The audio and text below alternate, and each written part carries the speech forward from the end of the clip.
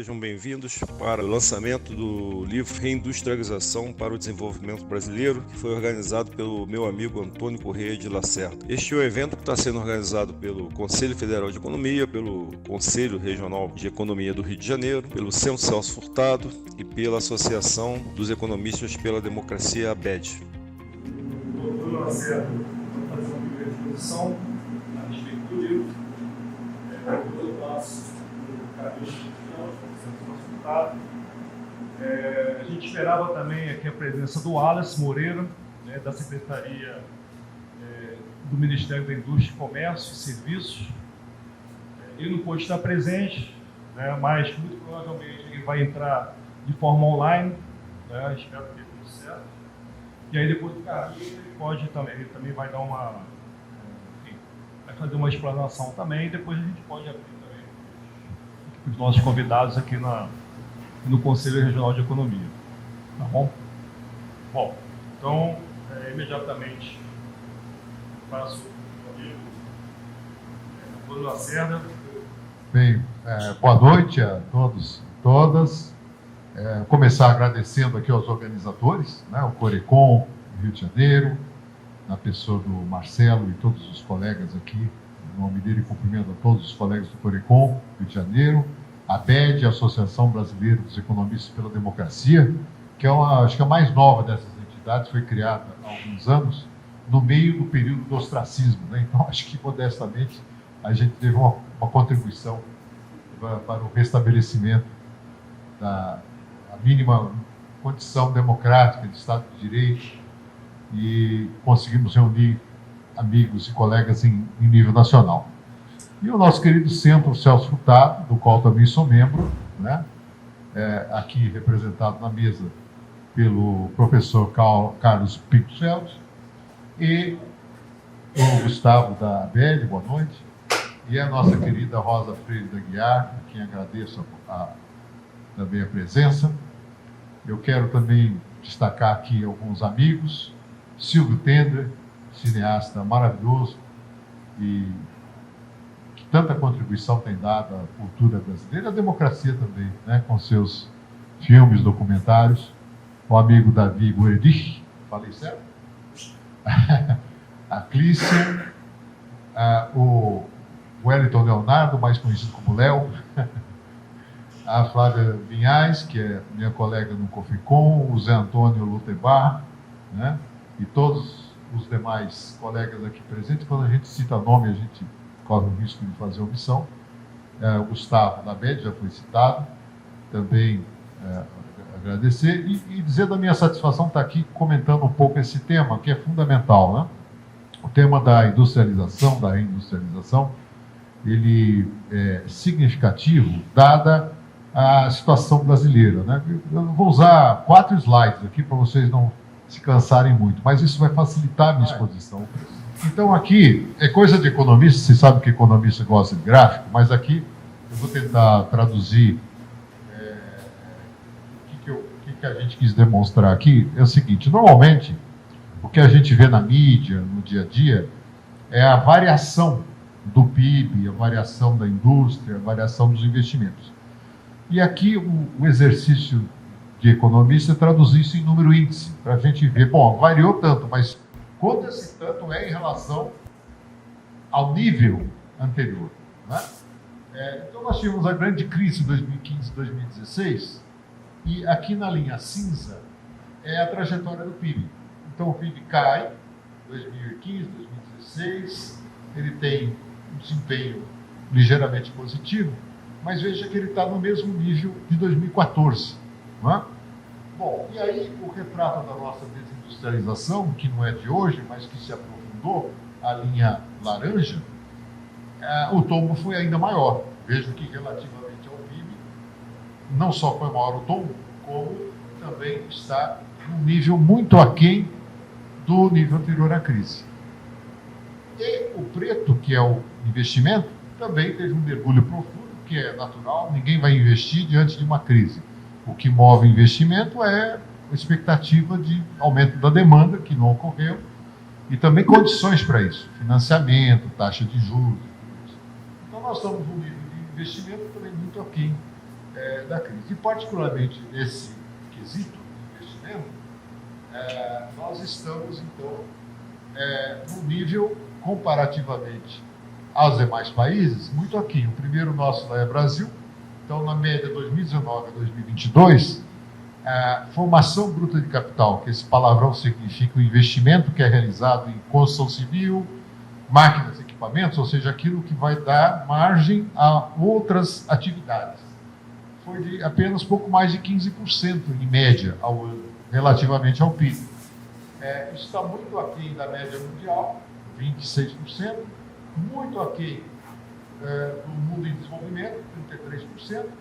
E por que isso ocorreu? Nós acabamos de ver que houve esse mergulho, e então os anos de ostracismo de 2016, pós-golpe, até 2022, representaram uma tragédia, porque isso, evidentemente, tem o seu impacto não só econômico, mas também social, né?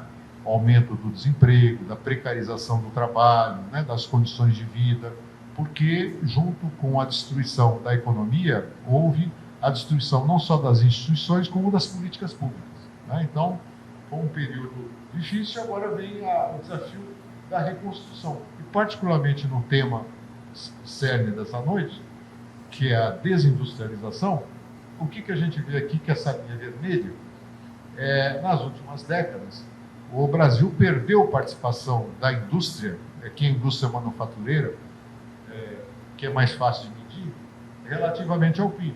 E toda vez a gente ouve os economistas liberais dizerem que essa é uma tendência mundial. Bom, os dados não mostram isso. Os dados mostram exatamente o contrário. A linha cheia, azul, é o mundo. O mundo não está se desindustrializando. Pelo contrário, a manufatura tem crescido relativamente ao PIB. E mesmo que você exclua a China, né, que é a linha pontilhada, no mínimo tem uma estagnação. Quer dizer, o Brasil teve uma queda substancial, não só quantitativa, mas qualitativa. A nossa indústria não só perdeu participação na economia, mas também perdeu qualitativamente. E especialmente no mundo durante a pandemia, isso ficou muito claro, porque não houve só os mortos, 700 mil mortes diretas, né, apontadas como efeito do negacionismo e do equívoco na condução das políticas públicas, especialmente de saúde, né? Mas houve também, em função dos equívocos das políticas industriais, uma dificuldade de fornecimento de equipamentos de proteção individual, né, para as equipes médicas, por exemplo. Então, nós, felizmente, ainda contamos com o SUS, eles não conseguiram, nesses 6 anos de ostracismo, destruir o SUS, mas as condições de trabalho pioraram muito, né, para os profissionais de saúde, recursos e mesmo equipamentos de segurança. E esses equipamentos deixaram de ser produzidos no Brasil, com essa desindustrialização. E o discurso liberal sempre foi o seguinte: não se preocupe em produzir, porque você pode comprar externamente, importar. Sim, mas para você importar, alguém precisa exportar, precisa te fornecer. E o que ocorreu é que o Brasil, em alguns momentos, mesmo fazendo pagamento adiantado, não recebeu esses equipamentos. Então, a falta de respiradores, de máscaras, gorros, equipamentos de proteção individual. E o grande crime que foi cometido, e que não está suficientemente explicitado, que foi a interrupção do programa Mais Médicos e a interrupção do programa Farmácia Popular. Eu conheço pessoas da minha relação que dependem do fornecimento desses, que são doentes crônicos, de doenças que requerem medicamentos e que deixaram de ser tratados. Então, eu diria que além das 700 mil mortes diretas da Covid, teve ainda as mortes pela inação do governo Bolsonaro, né? Então, o que isso tem a ver com o nosso tema? É que houve uma destruição de algumas instituições, ou algumas ficaram muito aniquiladas dentro desse processo. Portanto, nós vivemos agora a reconstrução. É muito fácil destruir, mas a reconstrução é lenta, né? E é claro que a sociedade, com razão, tem ansiedade diante disso. E o que está sendo feito, todo mundo está acompanhando, mas não custa aqui registrar, que é a retomada, dentre outros aspectos, das políticas industriais, né? Então, foi recriado o CNDI, Conselho Nacional de Desenvolvimento Industrial, que vai nortear 7 missões, depois, se o Wallace entrar, ele poderá, inclusive, aprofundar isso, que nortearão as condições para a política industrial. E aqui a política industrial, entendida num processo amplo, e em homenagem ao Civil Tender, eu vou dizer que contempla a indústria cultural, né? Porque a cultura, além de ser um bem intangível para a nossa sociedade, tem a ver com a economia e tem a ver com indústria, né? No sentido, na acepção ampla. Assim como a saúde. O complexo industrial da saúde, na maioria dos países, é significativo, né? E, além disso, aproveitando a presença da Rosa, a cultura é tão importante que o Celso Furtado, no seu retorno pós-anistia, eu li isso no livro que a Rosa Freire Aguiar escreveu, o Furtado quis se dedicar, no governo Sarney, ao Ministério da Cultura, né? Porque ele considerava, não é, Rosa, talvez mais importante a ação sobre a cultura do que efetivamente sobre a economia. A economia era uma decorrência, né? Então, a questão cultural devia estar no cerne da reindustrialização que compõe a mudança energética, a descarbonização, a digitalização e a inclusão social. Então, o novo conceito de indústria não é só a fábrica, mas é esse conjunto de condições que permeiam todo o meio industrial. A nova inserção internacional no Brasil é evidente, tem trazido grandes vantagens, não é só retórica, é o Fundo Verde para a Amazônia, é o restabelecimento das condições do Brasil como parte do jogo internacional, fazendo o seu papel, trazendo investimento, trazendo oportunidades de comércio, e há um reposicionamento das cadeias de suprimentos, né, internacionais, onde o Brasil tem que fazer parte, né, em todos os sentidos. A indústria voltada tanto para os meios mais tradicionais, como também da nanotecnologia, da internet das coisas, dos microprocessadores, né, também chamados de chips, enfim. O Brasil tem que dar uma resposta a tudo isso. Então, evidentemente, isso apresenta muito mais que talvez um desafio para, inclusive, suprir o lado da inclusão social, né? Que também salta aos olhos, especialmente nas metrópoles, né? Onde a gente vê as pessoas dormindo na rua, né? Uma situação de rua. Em São Paulo, o último censo apontou 53 mil pessoas em condições de situação de rua, né? E aqui, finalmente, quer dizer, o último slide, só para a gente se orientar, destacar que, na verdade, existem muitos fatores a serem recuperados, e dentre eles o papel dos bancos públicos, né? Que exerce um papel fundamental, o papel dos bancos públicos e da retomada, né? De todas as atividades que foram interrompidas ao longo do tempo. Na verdade, especialmente para dar cabo disso, não é só o investimento público, que é fundamental e que chegou ao seu menor nível histórico. Desde a introdução das contas nacionais em 1947, o investimento público nos últimos quadriênios chegou ao seu menor nível histórico. Então, esse é um crime também que foi cometido, que está sendo restabelecido, e que precisa, junto com as demais áreas, restabelecer as condições econômicas, porque, na verdade, o lado social, além das políticas sociais, que são imprescindíveis num país com as nossas debilidades, ele também depende de uma retomada econômica. Então, é preciso criar as condições para a economia reagir, e isso não se dá de uma forma automática, né? Isso precisa ser induzido, e é isso que está em jogo dentro dessa condição. Então, era isso que eu queria colocar como introdução aqui para a nossa conversa. Obrigado, Marcelo.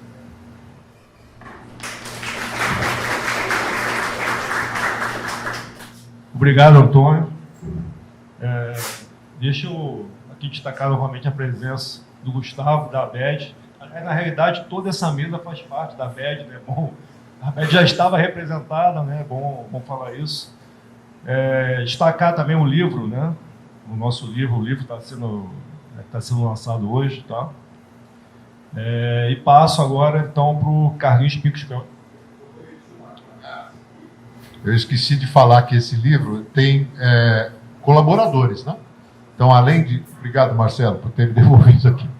Mas é importante destacar aqui os artigos do Luiz Niemeyer, que é professor da PUC, meu colega, da Norma Cristina Casseb, da Regina Maria Gadelha e do Carlos Cabral, do Emerson Braz e do Matheus Lemes.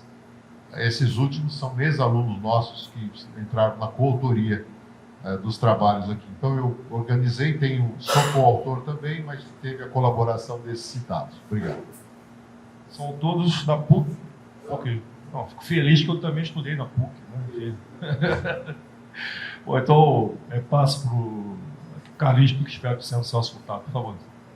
Bom, estão ouvindo? Está saindo? Embaixo? Ah, tá funcionando. Bom, primeiro, quero agradecer o convite, o Lacerda, um amigo meu, o Marcelo, estava até falando para a Rosa, um companheiro de jornadas, quando o Centro Celso Furtado fazia os cursos pelo Brasil afora, eu ia sempre com o Marcelo, é um escudeiro, e meu amigo até hoje. E queria dizer que eu estou com o livro no Kindle, hein? Foi muito bom ler o livro de um grande amigo meu, Luiz Niemeyer, foi meu colega de doutorado, então a gente ficava estudando lá na Bob's Library, lá na Washington Square, lá no New School, então tenho muita saudade do Luiz, do nosso tempo de dureza lá, aquele momento de fome às 7 horas da noite, que a gente ficava estudando até sábado, era fogo, mas foi um momento muito legal na vida da gente.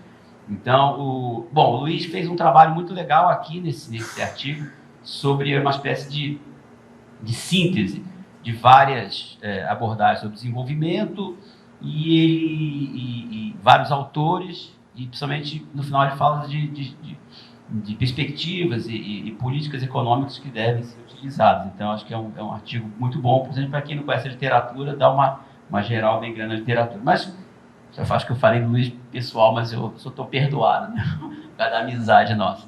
Mas uma coisa importante nesse livro, o texto que inicia é um grande panorama do Lacerda, de industrialização. E ele fala e depois isso é melhor explorado no capítulo 2, que é exatamente a parte de macroeconomia. Porque, e eu queria que você botasse, eu gostei do segundo slide, se economista gosta de gráfica, eu então sou meio fanático, tem que confessar. É o segundo. Não, terceiro. Isso.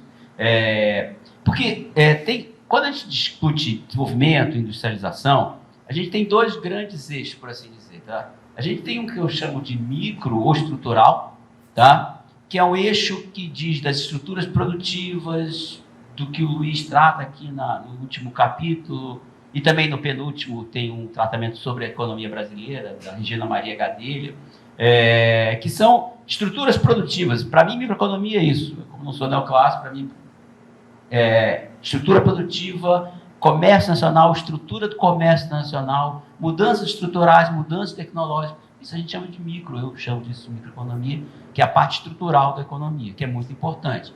Nessa parte estão inseridas as questões de inserção internacional, de capacidades tecnológicas, de gerar mais capacidades, menos capacidades tecnológicas, de você criar um sistema nacional de inovação. O sistema nacional de inovação está integrado com a universidade, é capaz de gerar o que é o grande sonho de todo mundo do desenvolvimento, que é a geração de tecnologias autóctones do próprio país, que são capazes de expandir a fronteira nesse sentido, como o Furtado falava.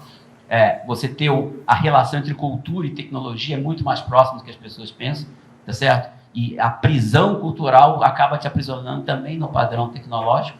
Então, você conseguir ter alguma coisa própria conecta diretamente esses dois elementos. Eu acho, então, isso é muito importante. E eu queria falar um pouquinho, vou falar um pouquinho depois aqui, desse lado estrutural e microeconômico. Entretanto, como é tratado também no texto do Lacerda e no seguinte, existe um aspecto macroeconômico que é da maior importância. Basicamente, assim, não tem desenvolvimento industrial se não tiver crescimento econômico, ponto. Gostaria que vocês olhassem, quando a linha vermelha fica igualzinha à linha azul, igualzinha, ali, cobre, é quando o país cresce mais. Igualzinho.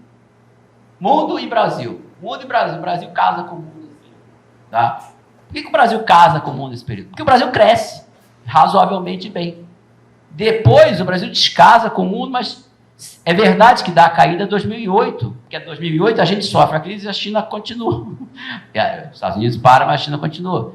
Mas depois, o coeficiente angular é meio parecido. Se botar a derivada não é muito diferente, não. Tá? Depois a gente capota, porque a gente para de crescer. Ou seja, não tem papo de reindustrialização se não tiver. Número 1. É claro que tem questão de câmbio, taxa de juros, e a taxa de juros influencia o crescimento, política fiscal influencia o crescimento. Então, uma vez fiz uma palestra, acho que é o melhor título da FEVER, que o Brasil vai ser quando crescer. Que tem duplo sentido, obviamente, que o Brasil algum dia, espero pelo menos, seja um país com mais independência, mais afirmação nacional, porém, quando crescer, continuadamente em taxas relativamente altas. Não dá para achar que você vai fazer qualquer trajetória virtuosa de industrialização se continuar 1,5%, 2%. A nossa taxa, eu estava fazendo, a gente desde 2008, que era a crise, nós estamos com uma taxa de 1,5% ou pouco, e o mundo está em 7%, a China está em 7%, a Índia está em 6%, que são os que crescem mais. E o mundo está mal. A gente consegue ser menor do que os países desenvolvidos, que já estão desenvolvidos.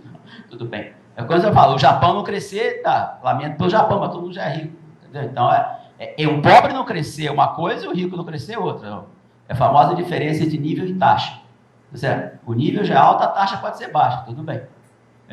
Então, esse é o primeiro ponto que eu acho que a gente não pode esquecer isso. Se a gente não tiver uma taxa de crescimento vigorosa, constante, a gente não vai ter, sempre o exemplo que eu dou para os meus alunos não existe inovação virtuosa em recessão. Para quem é mais velho aqui, teve um negócio chamado Melissa, que foi uma sandalinha que fez a Grendene virar uma grande empresa. A Grendene era uma empresa de couro. E aí, como teve a recessão dos anos 80, aquelas porcarias eram muito baratas, botaram na novela Dança Inês e venderam pra caramba. E é uma inovação tecnológica? Mas qual é? Entendeu? Mas qual é o grau de... É porque todo mundo ficou mais pobre em vez de usar sapato de couro, usa sapato de borracha. E com meia para não cheirar mal. Tá certo? Então, não tem como você pensar em desenvolvimento industrial se não pensar em desenvolvimento econômico, se não pensar em crescimento econômico. Esse é o primeiro desafio. A gente tem que pensar com muita seriedade. E aí entra política fiscal, política monetária, política cambial. É um conjunto, e eu acho que é bem tratado aqui, de elementos que eu acho que a gente não pode perder de vista e a gente, politicamente, tem que ser um alvo da gente ficar reforçando muito esse elemento. Entrando para o lado micro agora, eu acho que tem duas novidades no mundo do século XXI, pelo menos, como eu sou do século XX, e eu estudei no século XX, eu continuo estudando no século XXI, mas eu tinha coisas que a gente via no século XX que já não são mais exatamente iguais ao século XX. A primeira, que quando a gente estudou industrialização, pelo menos no CEPAL, não sei o quê, você industrializava, tá certo? E desenvolvia domesticamente a sua capacidade produtiva, tal, fazia substituição de importação, beleza, tudo bem. Não que isso não seja importante, não que a industrialização seja, ao contrário, estamos aqui para falar que é importante, não que você não substitua o que você importa produzindo. Porém, a produção mundial mudou o jeitão, como todo mundo sabe. A produção mundial, hoje em dia, se faz em cadeias que podem ser globais de valor ou regionais de valor. Essa é uma discussão que eu não vou entrar. Mas existe uma do trabalho mundial que não é mais só divisão do trabalho local. É claro, graças a Deus, o Smith falou isso, tem que ter divisão do trabalho, senão você não tem eficiência, não tem escala. Isso é o beabá da economia. Mas a divisão internacional do trabalho faz você ter escalas gigantescas que você não consegue concorrer com essas escalas gigantescas eficientemente. Ou seja, a industrialização do século XXI é levar em conta esse componente, e como eu falo, como é que é o Orange is the New... Não, Orange is the New Black, que eu falo assim, subir na cadeia é o novo substituição de importação. Certo? Você conseguir entrar de alguma forma nas cadeias produtivas, se inserir de uma forma eficiente e avançar na tua capacitação tecnológica na cadeia é o que a gente antigamente falava. Você vai começar a produzir local, depois você ganha capacidade produtiva e começa a exportar. Não pensar isso hoje em dia como uma decisão muito doméstica e que não está relacionada com o que já existe estrutura produtiva internacional, não acho que não funciona, sinceramente falando. Tá? Então, eu acho que esse é um desafio que a gente tem que fazer, discutir. Óbvio que, eu sempre falo, o cara liberal deve ter uma vida feliz pra caramba. Tá, tô andando na rua, tô pensando essas besteiras. O cara assim, abre a economia, o Estado, pronto, já resolve tudo. Tipo, lembra que a história do emplasto sabiá, né? Resolve tudo. Resolve qualquer doença, você resolve. Só que o dois abre a economia e tira o Estado. Mas é mais complicado, porque quem está fazendo isso no resto do mundo está fazendo seletivamente. A Índia faz seletivamente, a China faz seletivamente, e os que estão perto ali se inserem nessa dinâmica. E a periferia da Europa se insere na dinâmica. Por que a Polônia cresce tanto? A Polônia cresce tanto porque ela está inserida dentro de uma dinâmica intra-europeia, puxada pela Alemanha. O único que não conseguiu crescer foi a Ucrânia, o resto todo foi. Gosto você do governo da Polônia, não gosto do governo da Polônia. Então, essa inserção, que no nosso caso regional, vai ter que ser puxada pelo Brasil. Esse que é um ponto importante. O Brasil puxa os outros pelo seu tamanho, pela sua dimensão. Não vai esperar que os outros, nada contra a Argentina, mas eles não têm, eles nunca conseguem. Tira a Argentina do buraco e a Argentina não tira o Brasil do buraco. Essa aqui é a lei da vida. Tá certo? Então, esse é o primeiro ponto que eu acho que a gente tem que pensar nesse processo, é levar em consideração as cadeias regionais, internacionais de valor, e ver que a inserção tem que passar por uma discussão sobre isso, séria, e não simplesmente abre e deixa ver o que vai acontecer. E a outra novidade é que, na teoria convencional de desenvolvimento, a intervenção do Estado era muito fortemente relacionada com infraestrutura, tanto é que todo mundo sabe que no Brasil tinha o tal tripé. Né? Então, o setor básico era do governo, o setor privado nacional fazia partes, né, menos sofisticadas, e as multinacionais faziam as montadoras, o famoso as três patas lá do nosso desenvolvimento. Atualmente, até por uma questão de uma mudança do que você quer do Estado, você quer um Estado mais social, e pelo próprio envelhecimento da população, as demandas de saúde são mais relevantes. Existe hoje em dia uma demanda social, uma possibilidade de integração da provisão de bens públicos com o processo de desenvolvimento industrial. E aqui ele falou sobre a saúde, e aqui, para fazer a propaganda institucional, a gente tem este caderno de desenvolvimento aqui, que é um dossiê exatamente sobre o complexo econômico da saúde no contexto da Covid, que tem a ver com desenvolvimento. Ou seja, isso não é da minha infância, da minha juventude. A gente, no nosso tempo, falava em desenvolvimento da infraestrutura. Não, hoje em dia não. Hoje em dia, a expectativa é que você consiga casar serviços públicos, uma vida das pessoas melhor, com o desenvolvimento tecnológico que você vai gerar. E desenvolvimento tecnológico integrado a outros países que também estão nessa briga, como a Índia, por exemplo. A Índia, infelizmente, é chato ficar falando do Brasil, que a gente meio que perdeu várias oportunidades. Até na questão de medicamentos, que a gente até foi um pouquinho melhor, fez uma política um pouquinho mais organizada, um pouquinho, mas a gente não chegou nos... A gente ficou no genérico, a gente não chegou nos remédios de segunda geração, são mais sofisticados. Tá? Mas tudo bem, a gente chega lá, espera. Tá? Então, esse é um ponto muito importante. Também, fazendo propaganda institucional, a gente lá no Centro Celso Furtado fez uma série de lives e que estão sendo transformadas em texto para discussão, onde a gente discute exatamente isso. Como as políticas sociais, hoje em dia, diferentemente do século XX, tá, podem e devem ter uma conotação ou uma conexão muito direta com o desenvolvimento econômico, através da criação de demanda para a produção local e de geração de tecnologia para servir essas políticas sociais. E mais, elas são capazes também de gerar polos de desenvolvimento locais em demandas que não são tão sofisticadas tecnológicas. Então, vamos esperar desenvolvimento, sofisticação tecnológica? Não necessariamente. O setor médico tem coisas complicadíssimas, como o Lacerda falou aqui, respirador, mas também tem lençol, também tem avental, também tem luva, que pode ser e deve ser produzido, digamos, de uma forma organizada, gerando polos de desenvolvimento locais, que não precisa ter sofisticação tecnológica muito grande. Diga-se de passagem, os Estados Unidos caiu a ficha que esse negócio da globalização da produção é um troço meio esquisito, quando eles começaram a sentir falta de máscara, de luva. Peraí, a gente não consegue fazer... Não é assim que o cara consegue lançar um foguete para Marte, não. Porque ele não consegue fazer máscara, porque ele não consegue fazer luva. A população fica desprotegida porque ele não consegue fazer máscara nem luva. Então, a complexidade ou melhor, a possibilidade que você abre com esse novo vetor de desenvolvimento do século XX, que consegue combinar desenvolvimento social, inclusão social, serviço público, participação do Estado e produção, eu acho que é um outro fator muito importante, foi mencionado aqui, também está contido nesse debate, e que a gente tem que levar em consideração como um vetor muito importante, tá, do desenvolvimento. Então, eu acho que eu já esgotei meu tempo, possivelmente, que é o mais fácil.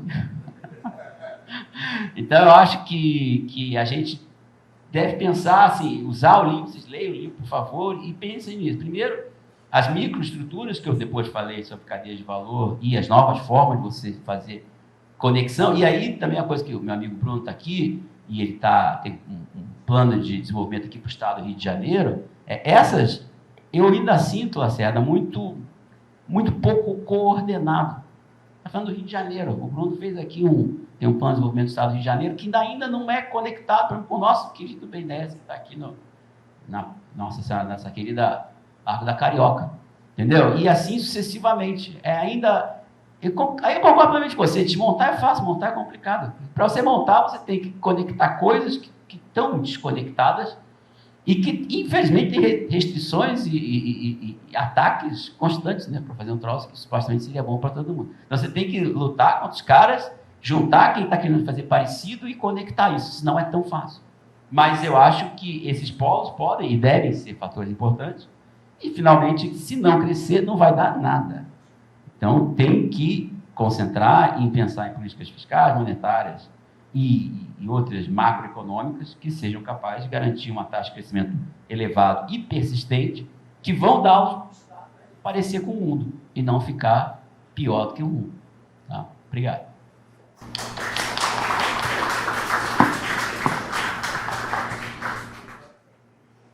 Obrigado, Carlinhos. Bom, o Wallace está a posto? Bom, então, chamar agora o Wallace Moura. O Wallace ele também estaria aqui, né? Teve digamos, uma outra tarefa de última hora, mas ele gentilmente deve estar aqui com a gente agora, se tudo der certo, se a tecnologia nos ajuda. Antes de mais nada, eu queria saudar todos da mesa, eu queria principalmente saudar o Lacerda, né, que se tornou sempre uma referência para mim, né, aprendo muito com o Lacerda, eu fiquei muito honrado com o convite de poder participar do lançamento do livro. Lamento profundamente de não poder ter cancelado a minha ida ao Rio de Janeiro, né, eu estava muito entusiasmado para poder dividir essa mesa, para poder ouvir e aprender. Eu tenho muito mais a aprender do que corroborar com alguma coisa nesse sentido, né? Lamento, eu tive uma agenda de urgência aqui em Brasília e não pude me deslocar, mas vocês foram muito gentis comigo em permitir que eu conseguisse ter essa participação online. Então, agradeço muito e peço desculpa por não poder participar presencialmente, tá?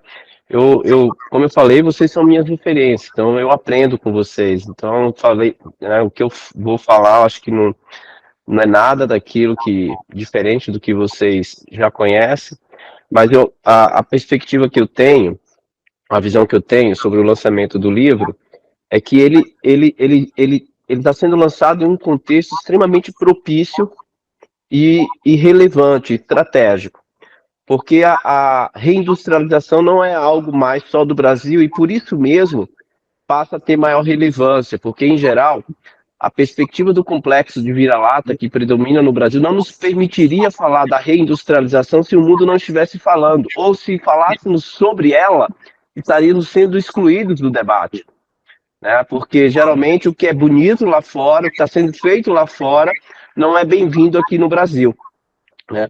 E aí eu acho que o lançamento do livro, ele ganha um caráter extremamente estratégico por termos um governo que ganhou a eleição com a pauta da reindustrialização, né? Eu tive o privilégio de trabalhar com o Lacerda na elaboração do programa do governo do presidente Lula, né? Ali dialogando na PCO Abramo, vínhamos defendendo isso com muita força, né? Que o novo governo do governo do presidente Lula teria que ter a pauta da reindustrialização como caráter estratégico, como um elemento estratégico, né, não catch-up ou na superação da armadilha da renda média, na trajetória de desenvolvimento econômico do Brasil.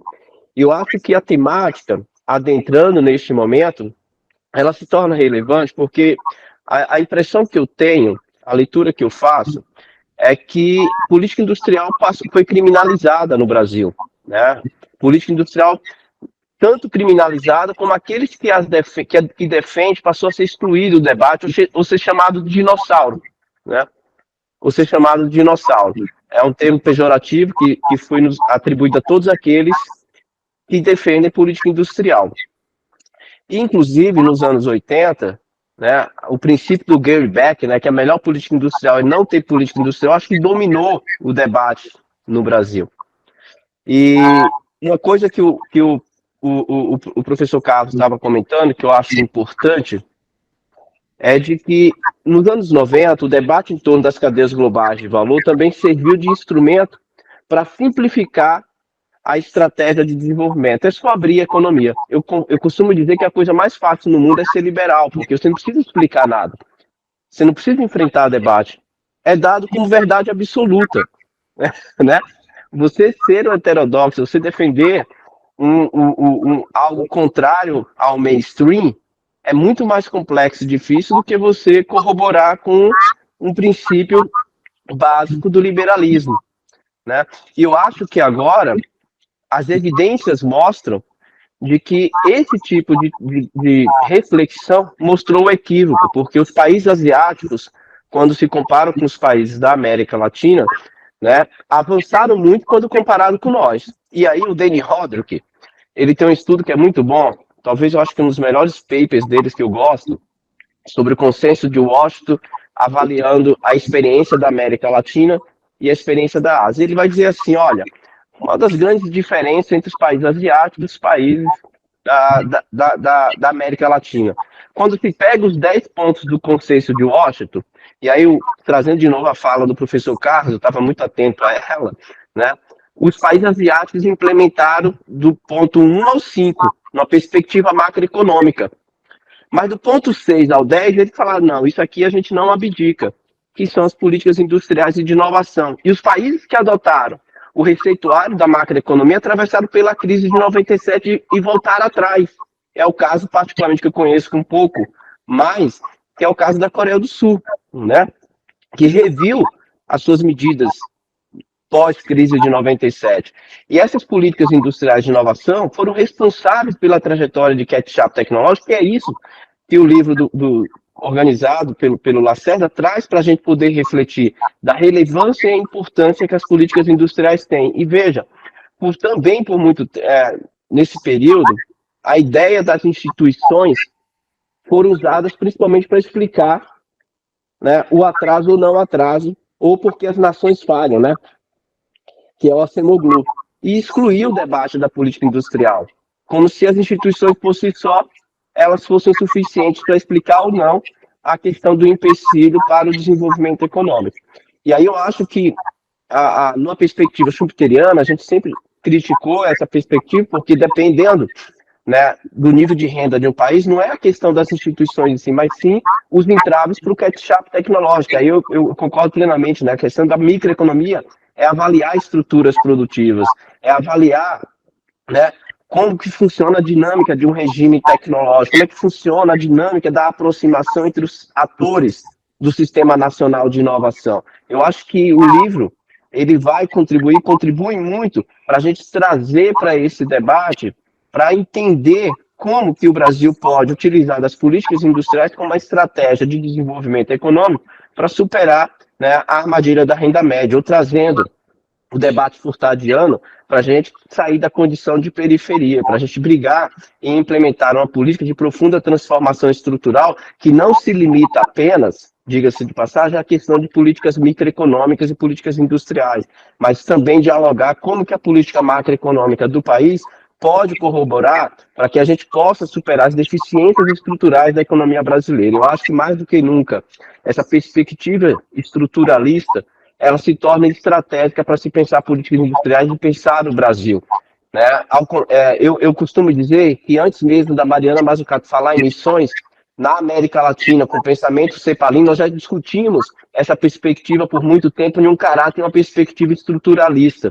Né? E é importante, na minha avaliação, a gente ter clareza disso. E por isso mesmo que eu parabenizo muito ao Lacerda como organizador deste livro, porque eu acho que é um momento estratégico, oportuno e traz para um debate de caráter mais estrutural, mais profundo, oferecendo caminhos para que a gente possa, aqui na MD, que a gente tem utilizado o termo, né, como o vice-presidente vem usando, de neoindustrialização, né, em um caminho de uma nova indústria, numa janela de oportunidade que se abre, né, que o mundo vem discutindo esse papel estratégico que as políticas industriais têm na perspectiva da soberania nacional. Então, eu parabenizo, agradeço muito e fico muito honrado por participar deste momento. Bom, nós fomos honrados também com a participação aqui do Wallace. Passo agora para o Gustavo para fazer algum comentário também. Boa noite a todas e todos. Estão me ouvindo? Acho que está funcionando. Eu queria, mais uma vez, ressaltar assim, o espírito de colaboração criado ao longo do tempo, né, nas parcerias entre a BED, a Corecon, né, Flávia, né, também, né, nos ajudou muito no início dessa caminhada, né, o COFECOM e o Centro Celso Furtado, né, porque eu acho que a gente precisa unir essas capacidades, essas forças em torno de alguns debates que eu acho centrais, assim, e particularmente aqui no estado do Rio de Janeiro, né. Então, eu queria pedir primeiro duas escusas. A primeira que é a nossa colega Nelma Tavares, que está aqui na mesa, ela está com a gripe, estava, né? Já está melhor, né? E estava afônica. Então, eu queria saudar a Nelma, né, nossa coordenadora da BED. A outra questão é que tem fazer umas provocações em cima das ótimas colocações feitas aqui. A gente estava fazendo um debate lá sobre a conexão entre a política urbana e a política de desenvolvimento, né? E o peso que a política de desenvolvimento industrial, né? e de industrial de longo prazo, como ela afeta todo o processo de desenvolvimento social, né,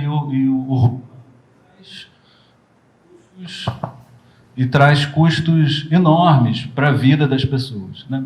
Então, lembrando que uma fala importante do nosso presidente é colocar o pobre no orçamento, né? Eu vou puxar um pouco as minhas provocações pela minha experiência de governo, né, porque eu sou de um órgão central de planejamento do governo federal, e na época do PAC, né, aí citando de novo o nosso presidente, né, ele falava muito das dores do crescimento, né? Então, quando você está dentro da política pública, né, e na época que a gente estava, e que o PAC estava avançando, né, você começa a receber demandas do setor privado do tipo assim, a gente começa a detectar que as obras estão parando, né, diminuindo o ritmo e velocidade, você começa a procurar no Ministério e no setor privado, né, a causa, né?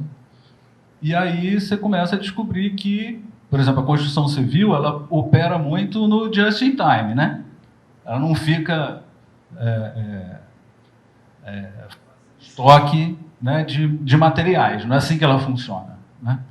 Então, por exemplo, quando você começou a realizar políticas mais expansivas de saneamento básico e abastecimento e tal, isso envolve uma demanda por dutos, né? Dutos de maior calibre, não são canos de PVC, né? E, ao mesmo tempo, você está fazendo oleoduto, gasoduto e etc. Então, você começa a ver como funciona, né, ou deixou de funcionar, né, certos elos das cadeias produtivas aqui no Brasil, né? Então, assim, no começo, a indústria de dutos, né, ela começou a fazer um terceiro turno. Depois, o terceiro turno não foi mais suficiente, né, e ela começou a atrasar 90, 120 dias as entregas frente ao padrão anterior. E aí você vai olhar para a cadeia produtiva desse setor, haviam 3 empresas. Todas elas eram controladas pelo mesmo grupo econômico. E quando você vai fazer discussão com ela, você pergunta assim, não, mas assim, como é que você vai ampliar essa produção? Porque agora vai ter uma demanda mais firme, né? Assim, a resposta de lá é, terá? Né? Quanto tempo vai durar um PAC? Né? Então, isso vale para muitos aspectos das cadeias produtivas, né? E elas todas afetam, né, os custos de vida e os custos, né, da inclusão social, né? A gente tem um problema grave de mobilidade urbana, metrô, trem, caro, a gente importa trilho. Aí você foi pensando assim, poxa, trilho você, né, combina ali 5 da tabela periódica, põe no fogo e do outro lado sai um trilho. Mas, assim, por que é... E nós fazemos trilho, né? Mas qual é o incentivo que essa indústria de trilho tem para fazer trilho? Se ela não sabe se ano que vem ela vai entregar 5 quilômetros de trilho ou 5 quilômetros de trilho. Então, tudo isso dialoga, e eu acho que é muito importante que o Lacerda colocou, que é essa retomada da discussão sobre a política de desenvolvimento industrial, né? E a minha fala vai muito nesse sentido de lembrar que a gente não está falando só da economia pela economia, né? A gente está falando, né, do acesso das pessoas a produtos, né, e coisas desse tipo, né? A gente está falando também da inclusão social dessas pessoas, né? E aí, até apelando um pouco para o que o professor Pinksfeld colocou, há uma parte dos atores, né, discute a importância, que é óbvia, né, da gente estar dentro das cadeias produtivas mais modernas, mais tecnológicas, mais limpas, etc., né? No entanto, como ele bem colocou, eu acho que isso é muito importante ser ressaltado, né, a China produz tomada, parafuso, bonequinho de plástico, entendeu? Que custa 50 centavos, e é assim que se desenvolve também, né? Então, é preciso ter esse duplo olhar sobre o processo de crescimento. E em relação ao Lacerda, eu queria fazer uma provocação que tem a ver com taxa de juros, porque é inevitável a gente falar disso, né? E a gente pega os dados históricos do BNDES, né? E a gente vê que hoje o BNDES está do tamanho que ele tinha nos anos 90. Hoje não, né? Há um ano atrás, melhor dizer, né? Ele estava do tamanho que ele tinha nos anos 90, quando ele, ao longo do período mais intenso, né, de crescimento e do PAC, o BNDES tem um papel muito importante, né? E hoje ele virou-se uma sombra desse processo, né? Então, a gente tinha o problema da TJLP, né? Agora está com a TLP, tentando fazer alguma discussão aí para encontrar alguma taxa que não inviabilize o investimento, né? E a gente tem esse impasse com o Banco Central, né? Então, queria um pouco provocar, né? Quais são, né, com uma taxa de juros desse tamanho, né? O que a gente faz para incentivar, né, o investimento no Brasil, né? Esse debenture e debênture incentivada e coisa desse tipo, se o mercado, né, desse tipo de título, né, é capaz de suprir, né, essas necessidades de financiamento do setor privado. Obrigado.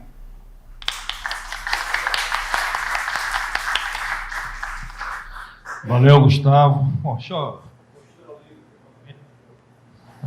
Tá à venda nas melhores livrarias do Brasil.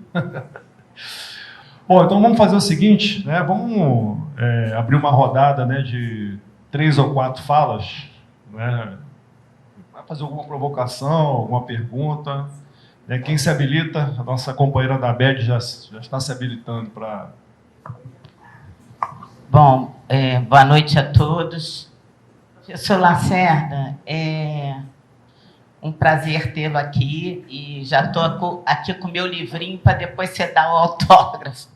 Mas eu queria fazer uma pergunta, e não é uma pergunta capciosa, mas é uma questão que está colocada hoje para nós todos, dentro da esquerda, dentro do PT, enfim. O livro fala que, já na sua introdução, que é viável rever esse processo de industrialização, né?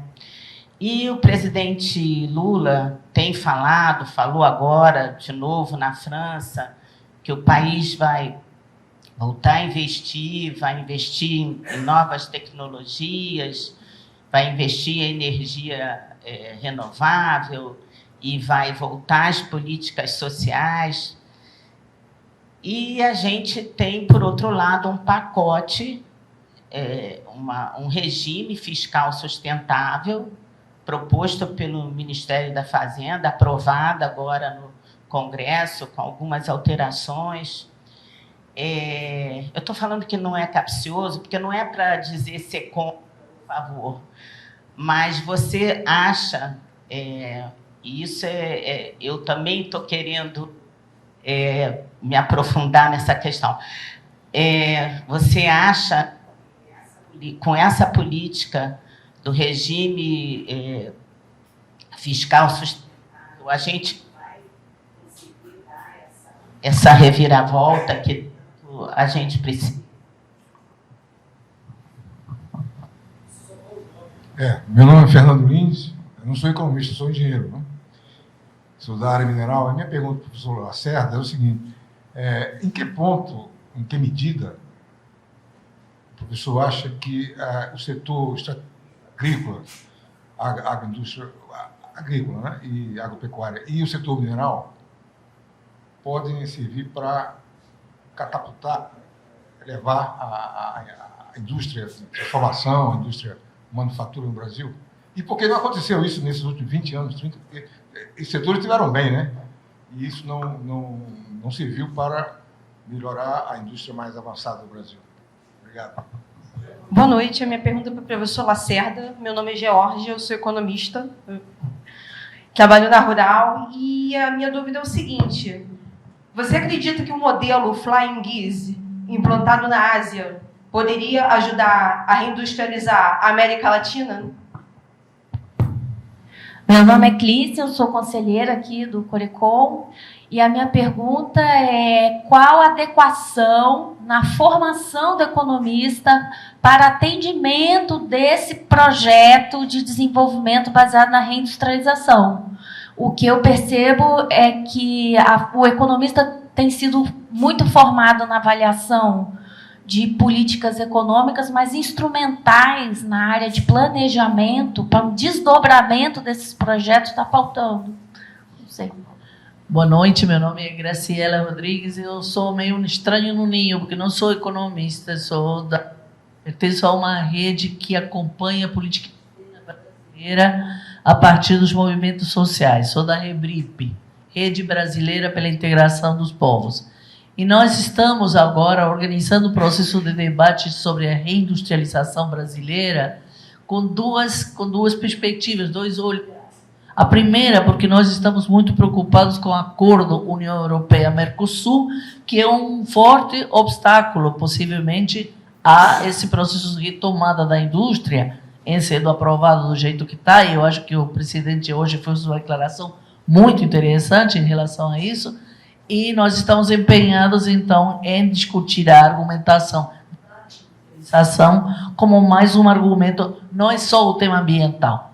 O tema grave da repetição neocolonial desse acordo é que impede, em certa medida, a reindustrialização. Esse é um olhar que nos preocupa e que pretendemos discutir no seminário que vai ser no dia 10 e 11 de julho, convido os que estejam interessados. Mas o segundo olhar também tem a ver com algumas discussões que vocês colocaram, que é o da integração regional. Impossível pensar a reindustrialização brasileira se a gente não coloca no contexto das cadeias produtivas regionais. E se o Brasil não se coloca num papel que tem que ser produtor desse processo, que tem que ser quem favoreça, quem se disponibilize para fazer esse processo, senão, evidentemente, eles vão para a China, né? Por que fazer Mercosul? Por que fazer... Se pode negociar direto com a China. Então, esse segundo ponto da reindustrialização nos parece fundamental. Queria também um pouco colocar no debate, ouvir sua opinião, Lacerda. Obrigada, boa noite. Bom, meu nome é Flávia Vinhais, eu sou economista, conselheira do COFECOM. Queria parabenizar a Lacerda pelo livro, uma contribuição importantíssima nesse momento, como o Wallace falou. E rápido, uma perguntinha ignorante, assim, de ignorância mesmo para o Carlinhos. Você tinha dito, Carlinhos, que a gente precisa primeiro pensar em crescer para depois industrializar. Pois é, porque a industrialização ela não pode ser um motor do crescimento econômico? Bom, eu vou pegar um gancho de um tema. Meu nome é Davi Albagli Gorodich, eu sou economista, sou mais antigo que aqueles que o Carlinhos fez referência. E eu pegando um gancho com Lacerda, sobre o uso da palavra cultura, eu acho que a gente tem que pensar que tanto o processo de desenvolvimento como o processo de industrialização, porque eu creio que foi o Carlinhos que mencionou a criminalização da reindustrialização, isso é criminalizado porque significa construir uma vontade nacional, que é um pouco menos que um projeto nacional de partida para mudar. E isso, a presença neoliberal, inclusive retardatária no Brasil, que permaneceu quando o neoliberalismo varrido em outras partes do mundo, dificulta, porque significa quebrar a lógica daquele cínico senso comum.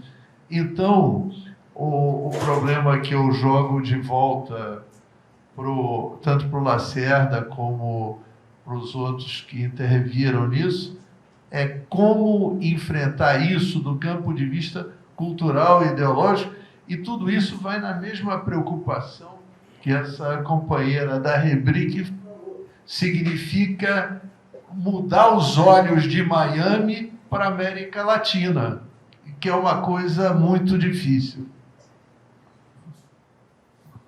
Obrigado. Passo a palavra para o Lacerda. Obrigado. São questões fantásticas que foram levantadas, né? E, obviamente, consegui aprofundá-las, mas fica uma agenda de discussão, provocação, que muito válida, e também para democratizar a palavra aqui na mesa, eu vou tentar ser sintético. Não é fácil, porque são temas muito abrangentes, né? Talvez indo do fim para o começo, eu citei o Celso Furtado, mas assim, citei, né? Mas o Celso Furtado tem uma análise muito interessante, e falar do Celso Furtado na frente da Rosa Freire é um risco, mas como eu me atrevi a escrever um artigo nesse livro dos 100 anos, e escrevi um outro livro sobre os 100 anos do Celso Furtado, um dos vários livros que saíram no centenário de Celso Furtado. Mas Celso colocava o desastre que é a minimização dos padrões de consumo dos países centrais. Então, você é um país subdesenvolvido, e subdesenvolvimento não é uma fase intermediária do desenvolvimento, mas é uma condição que lhe atribui condições muito específicas, e você não domina a produção com a desindustrialização e quer imitar os padrões de consumo, sejam eles culturais, industriais, de consumo, etc. Então, isso não dá certo. Por isso que Celso defendia um desenvolvimento autônomo que implicava, sim, a importância da integração, né? Integração regional, ao restabelecimento das cadeias produtivas. E quando a gente fala em industrialização, eu falei das várias questões da desindustrialização, e o Fernando, que é engenheiro e que entende muito de produção, já perguntou o seguinte: não, mas e o agro, né? É claro que nós, economistas, dividimos, para efeito didático, os macrosetores, ou tentamos dividir, né? Primário, secundário e terciário. No entanto, hoje o conceito de cadeia, né, de valor, é difícil você separar, né? E, na verdade, isso é uma rede integrada, né? Então, o sucesso do agro depende de máquinas agrícolas sofisticadas, né? E de processos também sofisticados. O problema é que o Brasil se primarizou. O exemplo que o Gustavo deu dos trilhos é sintomático. Eu sou um grande exportador de minério, que vendo as toneladas, né, a simples extrativismo, cujo valor agregado é muito limitado, e depois que é o passado. E não só você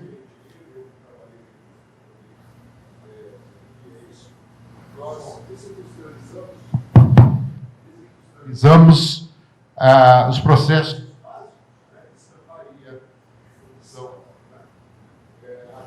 básicas. Então, eu acho que o Brasil tem que entrar na quarta revolução industrial, mas tem que restabelecer a segurança. Nós perdemos o fixo melhor. Então, nós perdemos.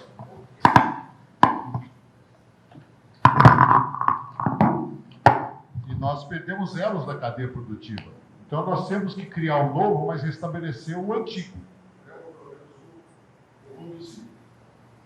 O Gustavo lembrou o papel do BNDES. O BNDES foi uma das instituições que foram vilipendiadas, né, ao longo dos últimos 6 anos. Tentaram destruir o BNDES. Felizmente, não conseguiram. Bom, a nova gestão do BNDES está está restabelecendo o peso histórico do BNDES, que é de 2% do PIB.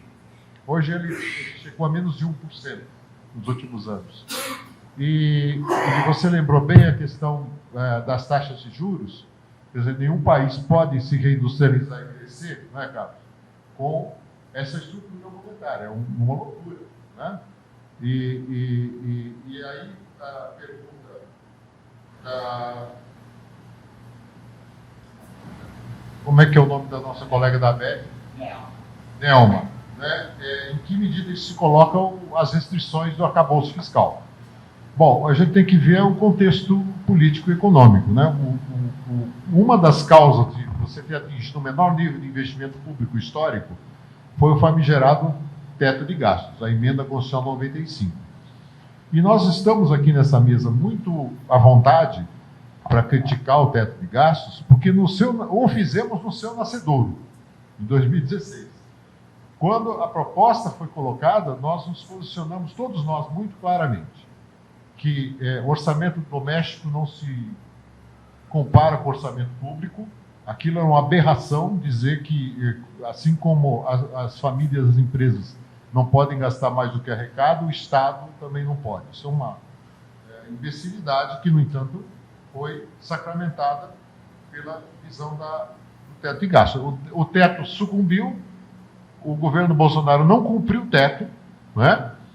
Gastou 200 bilhões a mais ao longo dos 4 anos, e o governo entrante, já na transição, criou a PEC da transição, que a nossa mídia conservadora colocou o rótulo de PEC da gastança. É um grande jornal nacional que chama até hoje a PEC de transição, que salvou o Brasil de PEC da gastança, né?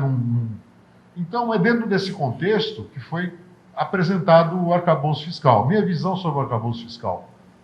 Ele é perfeito? Não, está longe de ser perfeito, mas é o que as condições políticas e econômicas permitem para minimamente você restabelecer a governabilidade, né, em termos fiscais e financeiros.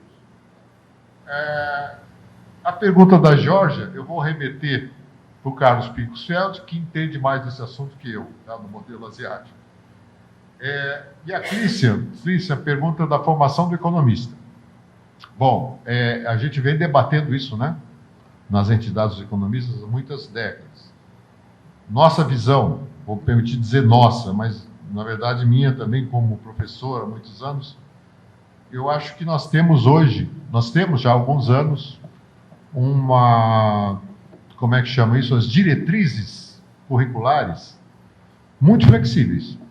Então, a gente garantiu, na articulação que houve com a ANGE, com todas a Associação Nacional dos Cursos de Graduação em Economia, né, se criar uma estrutura de formação do economista que garante que ele seja de fato economista, porque tem curso que fala que forma economista, mas não forma, né? E que permite, portanto, a readequação. Eu acho que nós temos cursos e cursos. E vários dos que, de novo, vou remeter aqui à mesa, os nossos cursos, acho que formam bem economistas do desenvolvimento. Modéstia à parte. Mas há outros cursos que não, mas isso é da escolha, né? Porque dentro das diretrizes que foram determinadas, tem 40% fixo e 60% que você pode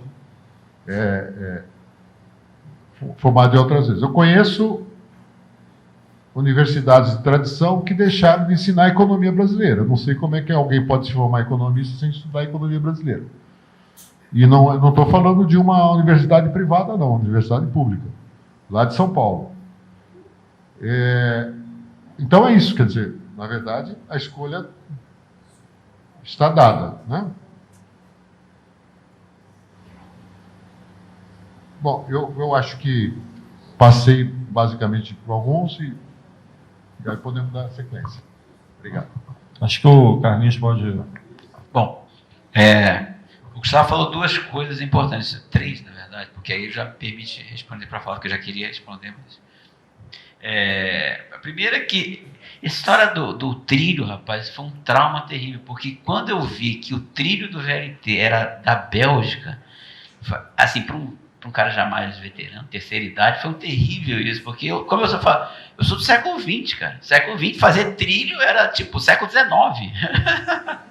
Era T-2. Então, caramba, a gente não fez trilho pro VLT. Que não fazer o VLT faz. É de graça, não vai fazer mesmo, que a gente não faz trem há 200 anos, mas não fazer trilho é de lascar. Então, esse foi um trauma terrível, que os trilhos do VLT me passaram. E aí eu aproveito o trilho e os tubos, também não é nada muito sofisticado, para falar que é integrado. Eu não quis dar essa... Porque o exemplo é perfeito, assim, por que o empresário investe? Ele investe quando tem uma expectativa de demanda consistente. Ou seja, se você não tiver uma trajetória de crescimento que é elevada e persistente, o cara não investe, é o famoso voo de galinha. Ele vai, esse cara, por que eu vou fazer uma planta nova que tem uma escala grande, investimento grande? Se eu não tenho certeza se daqui a 2 meses esse tal de PAC acaba. É óbvio que também tem a volta, eu acho que talvez eu tenha esquecido de fazer a volta. Se você não produz domesticamente o tubo de coisa, primeiro que vai atrasar a obra, já estraga toda a previsão. Segundo, você vai ter que comprar o tubo, uma bobagem, que é comprar um tubo de metal. E aí, comprando um tubo de metal, provavelmente você vai estourar a tua balança de pagamento e não vai... Aí você entra naquele loop que nosso querido Raul Preves, Celso Furtado ensinaram pra gente. A gente vai bater na restrição externa e não vai investir. Então, é óbvio que esse processo ele é integrado, tá certo? A industrialização, ela tem... Isso é bom lembrar. A industrialização tem várias coisas interessantes. Ela não é... Eu sempre brinco assim... Eu tenho certeza, e indústrias. Eu, por exemplo, no Brasil, eu não acho que talvez seja o momento de você fazer indústria de calçado. Pensa no ser humano. O que uma moça da Serra Gaúcha, sei lá, prefere? Trabalhar no shopping center ou trabalhar numa fábrica de sapato? Eu acho que no shopping center. Tem ar-condicionado, vamos se agradar. Fábrica de sapato, você machuca o dedo, é um trabalho terrível. Certo? Agora, se a gente não fizer sapato, eventualmente, tá? Você vai provavelmente ter um problema de balanço de pagamento. Foi isso que meus mestres ensinaram. Certo? E a mesma coisa, só a fábrica de sapato é um exemplo meio tosco. Agora, esse não, é uma coisa que não é sofisticada tecnologicamente e você não faz porque você não tem a expansão industrial doméstica. E aí a segunda coisa é que com a expansão industrial doméstica, você pode começar fazendo trilho, e aí é um ponto que eu queria falar. O Brasil, ele faz algumas conexões, sim, no agro. Eu, por acaso, eu estive passeando agro. É sempre minha propaganda institucional, que não é minha, as missões não são minhas, mas as missões são as coisas, os passeios mais bonitos que eu já fiz na vida, Paraguai, Argentina e coisa. E o Paraguai, na verdade, é um Rio Grandezinho do Sul, né? Que é igual, visualmente é igual, quando você anda pelo Paraguai. E os silos, a secadora, são brasileiros, isso é brasileiro. Então, os brasileiros fazem silo, os brasileiros fazem secador, que é um negócio que, né, leva o troço e seca o milho para secar, e só as máquinas são brasileiras, mas são aquelas Massey Ferguson, aquelas John Deere e tal, entendeu? Então a gente consegue, o problema todo, isso é que é o negócio da industrialização, é o quanto você consegue conectar. Entendeu? Se você conecta pouco, fica um núcleo produtivo local e você não dá o que a gente chama que é a maravilha, que é o ganho sistêmico. Esse que é o grande troço, é o ganho sistêmico, é você conseguir, com a produção industrial, dar um ganho de produtividade que é agregado. Porque senão você dá um baita ganho de produtividade para o agro do sul e o agro do sul, os caras ficam lá, não vou nem falar que as maravilhas que eu vi de outdoor, vocês podem imaginar que beleza o agro do Rio Grande do Sul em termos de localização política. Deixa para lá que já perdeu, então. Né? Então, fica uma região relativamente... não é uma região rica, é uma região de ricos. Pequena diferença. Fica uma região de ricos, um bando de gente pobre, com uma tecnologia que é local, mas que não gera um ganho de produtividade sistêmica. Porém, talvez com essa expertise desse setor, se você fizer um negócio próximo, você pode usar essa tecnologia para desenvolver. Por isso tem política pública. Vai ser a política pública que vai dar a indicação, o guia, o farol para essas eventuais expertises produtivas locais, você conseguir gerar outras que têm ganhos para outros setores. É isso que o Wallace falou aqui. Você não pode deixar, senão você sul, vira uma ilha. Aí é como se fosse o subdesenvolvimento e o desenvolvimento. Você tem um desenvolvimento industrial, mas que é fechar, é como se fosse um primário exportador metido a besta. Então, fala. Sem a força dos instrumentos de planejamento estatal, claro, óbvio. A força que eu digo não é burocrática, a força de pressão social, isso não acontece. Desculpe interromper. Não, tá certo. Perfeito. Entendeu? Então aí você fica um desenvolvimento local, concentrado, que ganha produtividade, você exporta pra caramba, o secador é teu, e cadê o impacto agregado? Entendeu? Então é isso que eu quis falar. E aí, dos nossos queridos gansos voadores lá, quem é o ganso? Somos nós.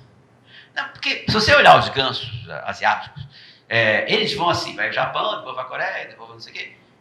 É óbvio que tem uma extraordinária colher de chá dos Estados Unidos. Imagina o Japão sem a guerra da Coreia, imagina a Coreia sem a guerra do Vietnã. Para dar para começar a brincadeira. Tá certo? A indústria automobilística da Coreia sem a guerra do Vietnã. Tá certo? Toda a exportação era de carro para a guerra do Vietnã. Então, a gente está num local, infelizmente ou felizmente, pelo menos não tem guerra, mas que também não tem muita empolgação. Nós estamos num cul-de-sac. Estamos num lugar meio assim esquecido aqui entendeu? E então quem vai ter que fazer? Por isso que eu falei assim, se alguém tem que puxar a integração regional é o Brasil, porque o Brasil é que tem maior escala, tem uma estrutura produtiva mais desenvolvida, tá certo? Felizmente está numa situação externa boa, graças a Deus. Não vai, coitada da Argentina, nem deixa para lá. Tem muitos amigos argentinos, economistas até do governo, que eles acho que nem conseguem dormir, tá certo? Porque é uma situação gravíssima que eles têm lá. Então, mas não vai ser aquele ganso, ou dar pombos voadores, alguma coisa mais modesta, mas mas que pelo menos, porque eu acho que pode ter alguma, e eu acho que esse é o papel. De novo, voltando a meus... Estou muito século XX. Voltando ao que eu estudei, o Prebisch falava de integração regional, porque dizia, vai ter países que não vão ter escala para produzir certas coisas.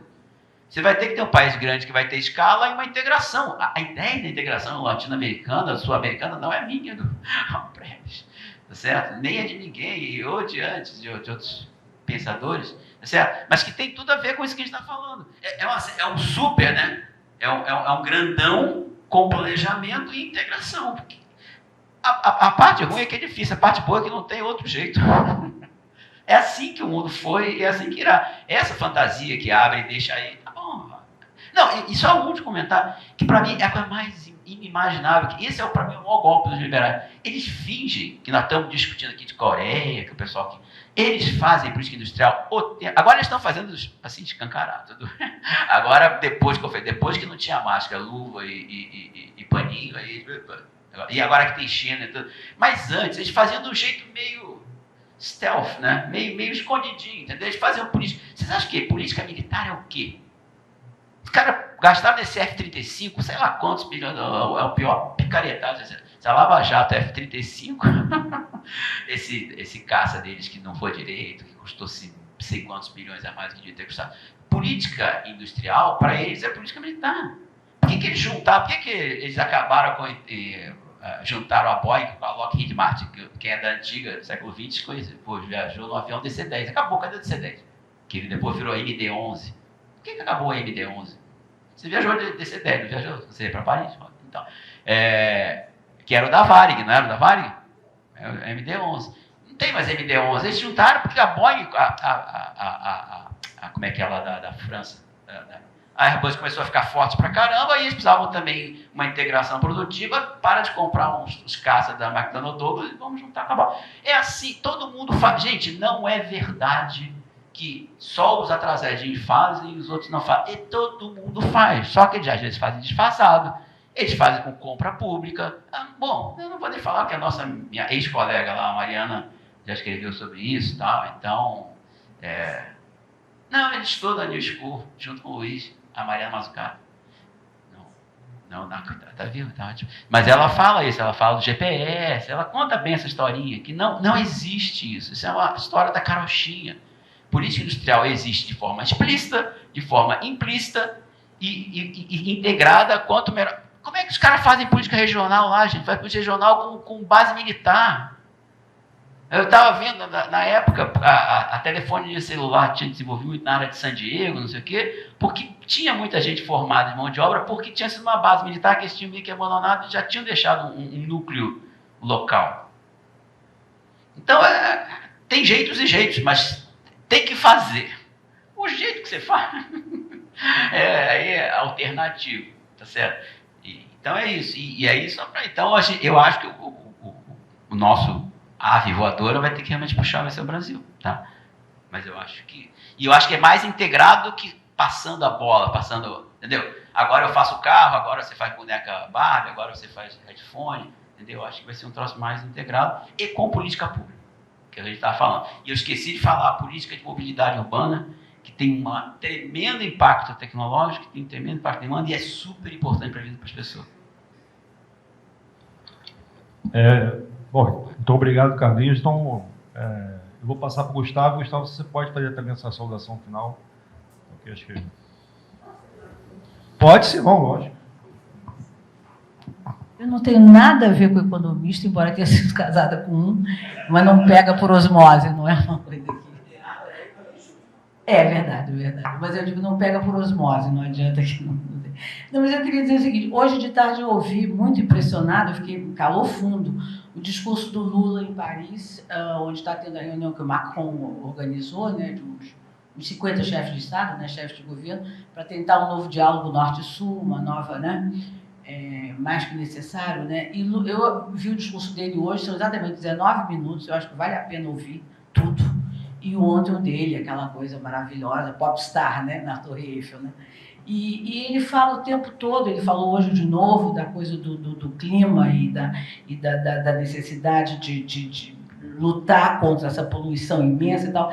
Como é que vocês, Lacerda, sobretudo, mas acho que todos vocês, todos nós, não sei, como é que é possível pensar o desenvolvimento, a reindustrialização, sem levar em conta, de um lado, a questão do clima e sem, quase que são favas contadas, que vai aumentar o índice de poluição no mundo inteiro? Como é que faz como é que equaciona isso?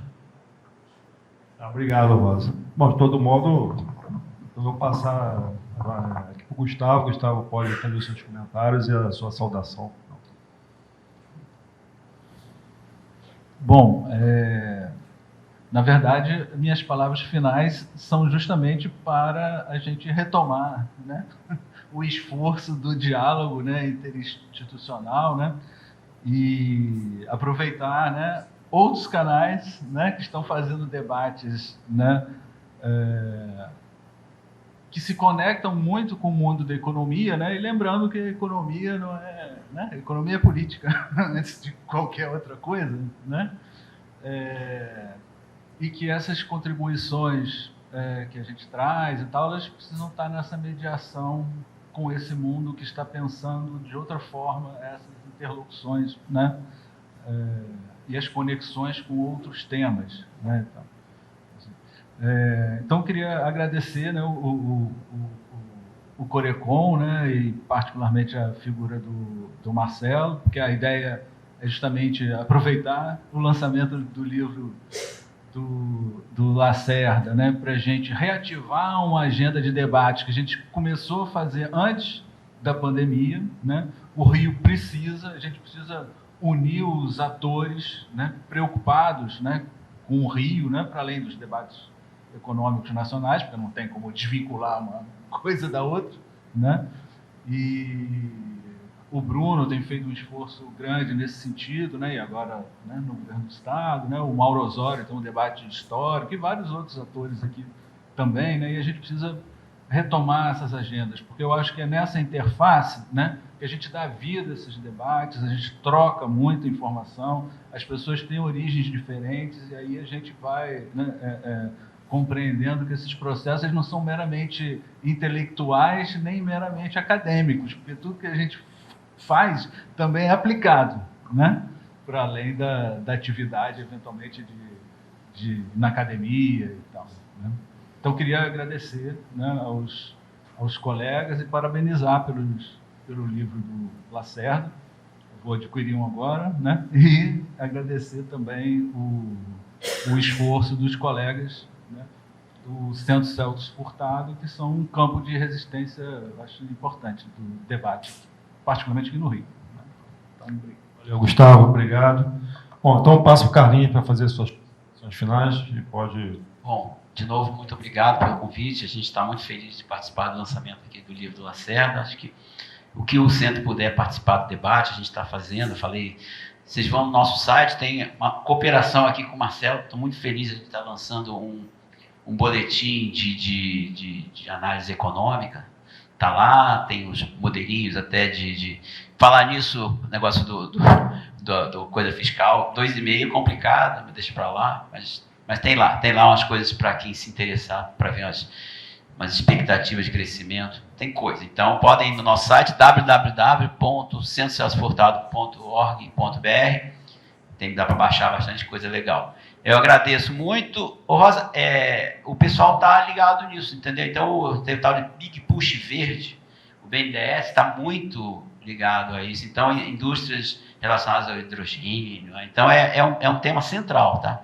Na pauta hoje em dia do governo e do BNDES, a gente sabe que vou falar por aí que está lá, mas é um elemento central na reflexão. Então, de fato, acho que é uma preocupação importante. Muito bem, viu, Carlinhos? Fale do BNDES, que é preciso falar, e falar da política industrial, porque cada coisa que o Brasil faz, o Wallace lembrou isso, e acho que você também na sua fala, que cada vez que o Brasil faz o que todos bem-sucedidos fazem, a mídia conservadora e os economistas neoliberais, que têm espaço privilegiado, se encarregam de tentar desqualificar. É impressionante. E de uma forma articulada. Os artigos vão saindo, você pode pegar. Tá vendo? Então, nunca é demais, hein, que a gente fale. Vamos falar. E eu quero aqui saudar a iniciativa, né, da gente retomar os debates aqui no Corecon.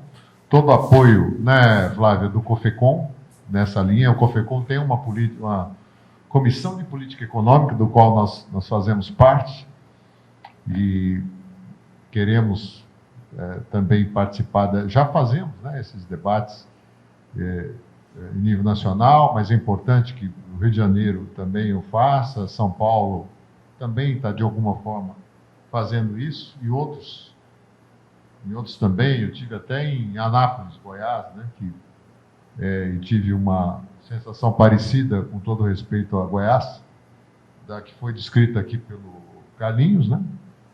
Mas não quero discriminar Goiás, porque tem muita gente progressista lá. Tem.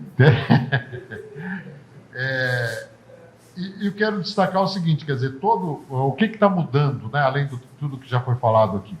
Do ponto de vista da governança na política econômica, o governo anterior foi eleito em 2018 sem programa de governo e sem discutir qual seria a sua política econômica. Disse que ia delegar um posto de combustível. E aí fez o seguinte, concentrou todas as atividades de economia como se fosse algo simples num único ministério.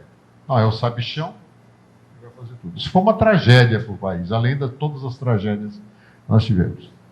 E o que nós fizemos na transição? Estou falando nós porque eu fiz parte, como muitos aqui fizeram, né? Direto ou indiretamente. Restabelecer as funções clássicas da economia. Não é repetir o passado, mas é a experiência passada voltada para o presente, olhando o futuro. Então, as funções de fazenda, planejamento e indústria e comércio, desenvolvimento e indústria e comércio. E um quarto ministério novo, que é o da gestão e inovação, que trata de pessoas, patrimônio da União, 6 mil imóveis e processos, digitalização do governo, fundamental, né? E aí, junto com esses ministérios, a sabedoria e a competência técnica do INPEA, de um BNDES, de uns demais bancos públicos, de toda a rede de fomento que há, e de entidades que estão colaborando, né, com inteligência, restabelecer, porque os desafios são imensos, né?